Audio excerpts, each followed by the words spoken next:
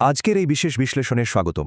German ভাষা শিখতে গেলে আর্টিকেলের ব্যবহার অনেক সময় একদম এলোমেলো একটা মেমোরি গেম বা স্রেফ মুখস্থবিদ্যা বলে মনে হয়। কিন্তু আজ আমরা জার্মান A1 লেভেলের এই আর্টিকেলের কোড ক্র্যাক করতে যাচ্ছি। আমরা দেখব কিভাবে আপাতদৃষ্টিতে খটমটে মনে হওয়া এই বিষয়টিকে একটা দারুণ সুশৃঙ্খল আর লজিক্যাল সিস্টেমে ফেলা যায়। আমাদের আজকের এই আলোচনাটি এমনভাবে সাজানো হয়েছে যাতে প্রতিটি নিয়ম একদম জলের মতো পরিষ্কার হয়ে যায়। শুরুতেই আমাদের আজকের রোডম্যাপটা এক নজরে দেখে নেওয়া যাক।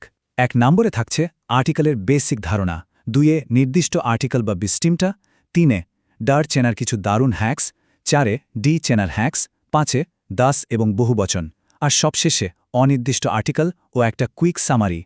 1 নম্বর সেকশন, আর্টিকেলের প্রাথমিক বা বেসিক ধারণা। তো ব্যাপারটা একটু গভীরে গিয়ে দেখা যাক। জার্মান ভাষায় আর্টিকেল জিনিসটা আসলে কি?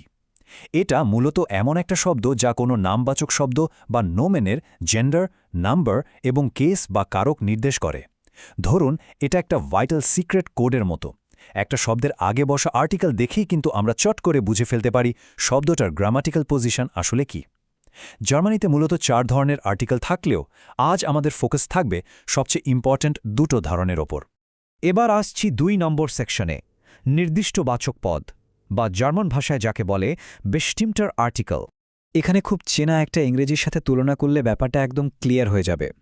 বেস্টিমটা আর্টিকেল মূলত নির্দিষ্ট কোনো ব্যক্তি বা বস্তুকে বোঝাতে ব্যবহার করা হয়। এটা একদম সরাসরি ইংরেজির দ্য এর সমতুল্য। অন্যদিকে আনবেস্টিমটা আর্টিকেল ব্যবহার হয় অনির্দিষ্ট কিছুর ক্ষেত্রে, ঠিক যেমন ইংরেজিতে আমরা এ বা অ্যান ব্যবহার করি। এই ছোট্ট তুলনাটা মাথায় রাখলেই কিন্তু আর্টিকেলের মেইন কনসেপ্টটা অনেক সহজ হয়ে যায়।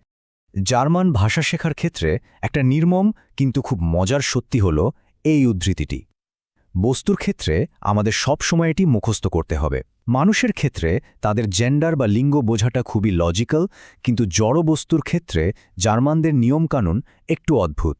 একটা কুকুর বা একটা কলমের আর্টিকেল যে দাঁড় হবে, সেটা যুক্তির চেয়ে বরং মুখস্থ বিদ্যার ওপরই বেশি নির্ভর করে।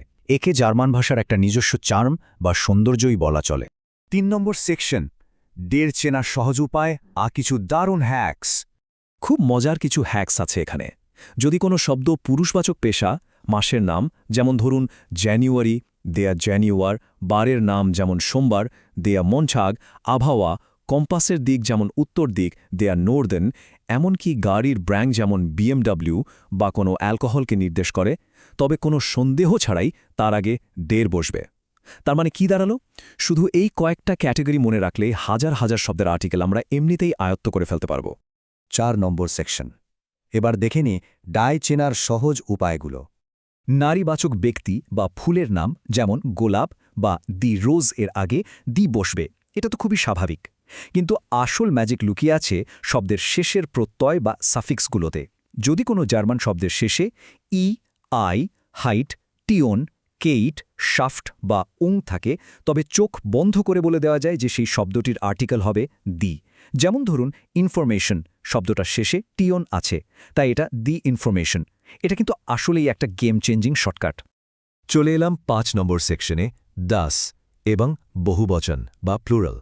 নিরপেক্ষ বা নিউট্রাম শব্দের ক্ষেত্রে সবচেয়ে কমন নিয়মটা হল যে কোনো বিল্ডিং বা ইমারত জাতীয় জিনিসের আগে সাধারণত দাস বসে। যেমন হোটেল হয়ে যাবে দাস হোটেল, আর রেস্তোরাঁ হবে দাস রেস্টুরেন্ট। সব ক্ষেত্রে যে 100% মিলবে এমন কোনো গ্যারান্টি নেই, তবে বেশিরভাগ বিল্ডিংয়ের ক্ষেত্রেই এই নিয়মটা একদম পারফেক্টলি কাজ করে। তবে এখানকার সবচেয়ে ইন্টারেস্টিং ব্যাপারটা হলো এর ব্যতিক্রমটি। একটু আগেই আমরা জানলাম যে বিল্ডিং মানি ডাস, কিন্তু খিরখে বা খ্রিস্টানদের গির্জা এটাও তো একটা ইমারত, অথচ এটা একটা নারীবাচক শব্দ এবং এর আর্টিকেল হলো ডি। জার্মান ভাষায় এরকম একটা অদ্ভুত ব্যতিক্রম সবসময় থাকে, যা আসলে বেশ কৌতূহলোদ্দীপক। আর বহুবচন বা প্লুরালের ক্ষেত্রে জার্মান ভাষা কিন্তু খুবই উদার। এখানে জেন্ডার বা লিঙ্গের কোনো ভেদাভেদ নেই। শব্দটা দের, ডি বা দাস যাই হোক না কেন, বহুবচন হলেই সবার আর্টিকেল সোজা ডি হয়ে যায়। যেমন দের হুন্ড হয়ে যাবে ডি হুন্ডে। আর সাধারণত বহুবচন করার সময় মূল শব্দের শেষে একটা ই, এন যুক্ত হয়, অথবা ভেতরের বাওয়েলের উপর একটা উমলাউট মানে দুটো বিন্দু বসে যায়, যেমন বইগুলো বোঝাতে ডিবিশ্যা। সত্যি বলতে এটা বেশ স্বস্তিদায়ক একটা নিয়ম। 6 নম্বর শেষ সেকশন, অনির্দিষ্ট আর্টিকেল ও আমাদের আজকের সারসংক্ষেপ। তো এখানকার সবচেয়ে ক্রুশিয়াল পয়েন্টটা হচ্ছে অনির্দিষ্ট আর্টিকেলের সরলীকরণ। ইংরেজির এ বা অ্যানের মতো জার্মান ভাষায় পুরুষবাচক এবং নিরপেক্ষ শব্দের জন্য বসে শুধু আইন, যেমন আইন মান, আইন কিন্ড, আর নারীবাচক শব্দের জন্য বসে আইনা, যেমন আইনা ফ্রাউ। আর সবচেয়ে বড় স্বস্তির বিষয় কি জানেন? অনবেস্টিমটা বা অনির্দিষ্ট আর্টিকেলের কোনো বহুবচন রূপী হয় না, কারণ একটি জিনিস তো আর কখনো বহুবচন হতে পারে না। আর এই ব্যাপারটা আমাদের সম্পূর্ণ গ্রাম্যাটিক্যাল সিস্টেমের চূড়ান্ত ম্যাট্রিক্সটিকে দারুণভাবে তুলে ধরে। এই একটা মাত্র গ্রিডের ভেতরে বেস্টিমটার এবং আনবেস্টিমটের আর্টিকেলের সব নিয়ম একদম এক ছাতার নিচে সাজানো আছে। কলাম আর সারিগুলো মেলালে খুব সহজেই বোঝা যায় কোথায় দেয়ার, দি, দাস আর কোথায় আইন বা আইনে বসবে।